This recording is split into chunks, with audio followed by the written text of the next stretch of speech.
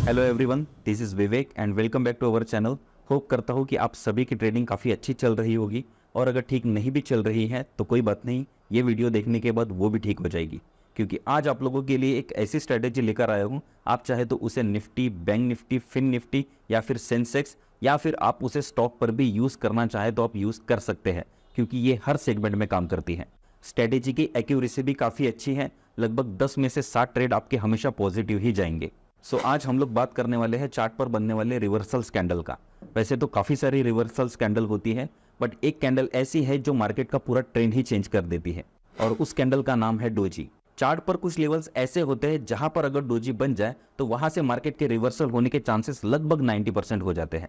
तो इस स्ट्रेटेजी में हम लोग डोजी के साथ साथ एक इंडिकेटर का भी यूज करने वाले हैं जिसका नाम है बॉलिंजर बैंड। बॉलिंजर बैंड का यूज हम लोग टारगेट और स्टॉप लॉस प्लेस करने के लिए करेंगे। तो चलिए स्ट्रेटेजी को समझने के लिए सीधा स्क्रीन पर चलते हैं। गाइज, अभी हम लोग स्क्रीन पर आ चुके हैं और स्ट्रेटेजी को समझने से पहले हम लोग ये समझ लेते हैं कि डोजी कैंडल होती क्या है और इसके कितने टाइप्स होते हैं। डोजी कैंडल का हाई और लो बिल्कुल नॉर्मल कैंडल की तरह ही होता है, बस उसका जो ओपन और जो क्लोज होता है वो बिल्कुल सेम होता है। और अगर सेम नहीं भी है तो इसमें बिल्कुल थोड़ा सा माइनर सा ही फर्क होता है। फॉर एग्जांपल, अगर ओपन प्राइस अगर 100 है तो क्लोजिंग प्राइस 101 या 102 हो सकता है, या फिर 98 या 99 भी हो सकता है। 3 टाइप की डोजी कैंडल्स होती है। एक होती है लो लेग्ड डोजी कैंडल, जैसे कि हम लोग नॉर्मल डोजी कैंडल भी कह सकते हैं। मार्केट किसी भी ट्रेंड में हो, अगर चार्ट के ऊपर ये डोजी क्रिएट हो जाती है तो प्राइस में रिवर्सल आने के चांसेस काफी बढ़ जाते हैं। बस ध्यान रखना है कि ये डोजी का जो बॉडी होती है ये बिल्कुल मिडल में होती है या फिर थोड़ा सा ऊपर नीचे रह सकती है। सेकंड आ जाते हैं हम लोग ग्रेविस्टोन डोजी के ऊपर। ग्रेविस्टोन डोजी की जो बॉडी होती है वो बिल्कुल डाउन साइड में होती है और इसकी जो अप साइड की जो वीक होती है ये काफी बड़ी होती है। मार्केट अगर अप ट्रेंड में है और उस समय अगर ये डोजी अगर क्रिएट हो जाती है तो मार्केट के रिवर्सल आने के चांसेस इस समय काफी ज्यादा बढ़ जाते हैं। और थर्ड टाइप होता है ड्रैगन फ्लाई डोजी कैंडल, जिसकी बॉडी बिल्कुल अप साइड में होती है और जिसकी जो डाउन वीक होती है वो काफी लंबी होती है। मार्केट अगर कंटिन्यू डाउन ट्रेंड में है और अगर ये कैंडल बन जाए तो मार्केट के रिवर्सल आने के चांसेस यहाँ पर भी बहुत ज्यादा होते हैं। तीनों टाइप की डोजी कैंडल का कलर चाहे तो रेड भी हो सकता है या फिर ग्रीन भी हो सकता है, इससे कोई फर्क नहीं पड़ता। अब ये तो हमने समझ लिया कि डोजी कैंडल होती क्या है। अब देखते हैं कि स्ट्रेटेजी को कैसे फॉलो करना है। तो उसके लिए हम लोग आ जाते हैं चार्ट के ऊपर। सबसे पहले मैं निफ्टी का चार्ट ओपन कर लेता हूँ, इसे फुल स्क्रीन कर देंगे। फुल स्क्रीन करने के बाद यहाँ पर सबसे पहले मैं टाइम फ्रेम रख देता हूँ 30 मिनट्स का और इंडिकेटर्स में जाकर मुझे बॉलिंजर बैंड इंडिकेटर को प्लॉट कर देना है। ओके, अब बॉलिंजर बैंड के हम लोग सेटिंग्स में आ जाते हैं। सेटिंग्स में इनपुट में आना है और लेंथ जो होता है ये लेंथ हमें 20 की जगह इसे 50 कर देना है और ओके कर देना है। ठीक है, अब एंट्री लेने के लिए हमारे पास 4 पैरामीटर्स मैच होने काफी जरूरी है।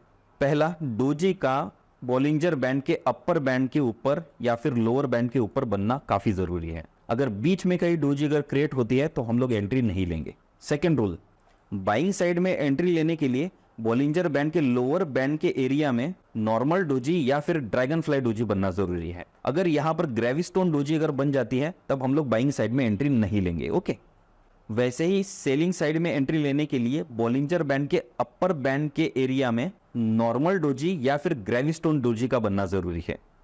फोर्थ पॉइंट, डोजी कैंडल जहां पर भी क्रिएट हुई है उस एरिया में चार्ट पर प्रीवियस में सपोर्ट या रेजिस्टेंस होना काफी जरूरी है। अगर डोजी कैंडल के आसपास कोई सपोर्ट या रेजिस्टेंस नहीं है तब भी हम लोग एंट्री नहीं लेंगे। तो ध्यान रखना है, ये सभी पॉइंट्स आप लोगों को फॉलो करने हैं, उसके बाद ही हमें एंट्री लेनी है। अब यहां पर हम लोग कुछ एग्जाम्पल्स देख लेते हैं। यहां पर आप देख सकते हैं एक नॉर्मल डोजी कैंडल क्रिएट हुई है, वो भी बिल्कुल बॉलिंजर बैंड के अपर बैंड के आसपास। तो यहां पर सेलिंग की सिचुएशन बन रही है। अब देखते हैं इसके प्रीवियस में कोई रेजिस्टेंस नजर आ रहा है कि नहीं है। तो आप देखोगे कि यहां पर एक प्रीवियस में एक रेजिस्टेंस भी हम लोगों को दिख रहा है। तो देख सकते हैं डोजी बिल्कुल रेजिस्टेंस के आसपास ही क्रिएट हुई है। इसे मैं थोड़ा सा और जूम कर देता हूं।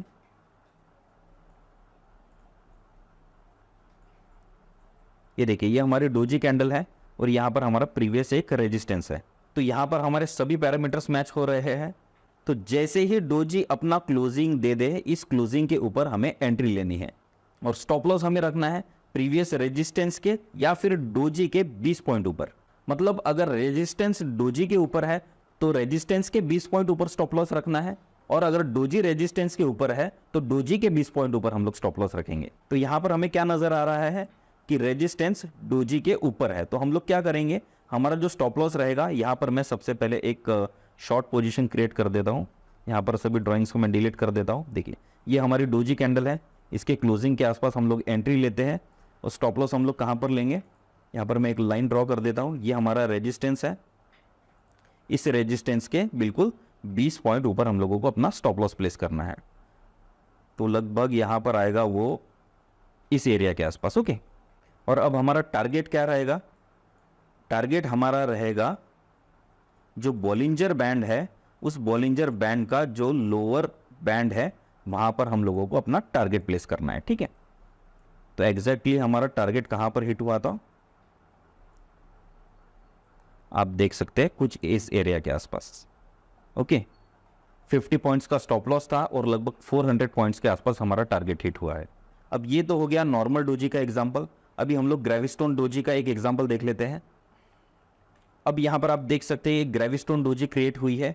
अब काफ़ी लोगों को ये लग सकता है कि ये इन्वर्टेड हैमर है, लेकिन ये इन्वर्टेड हैमर नहीं है, क्योंकि इन्वर्टेड हैमर में डाउन साइड में बिल्कुल भी वीक होती नहीं है। ओके, तो यहाँ पर एक ग्रेविस्टोन डोजी बनी हुई है और साथ ही साथ आप देखोगे कि ग्रेविस्टोन डोजी कहाँ पर बनी है, बॉलिंजर बैंड के बिल्कुल अपर बैंड के आसपास में। ओके, तो हमारा ये भी एक पैरामीटर मैच हो गया है।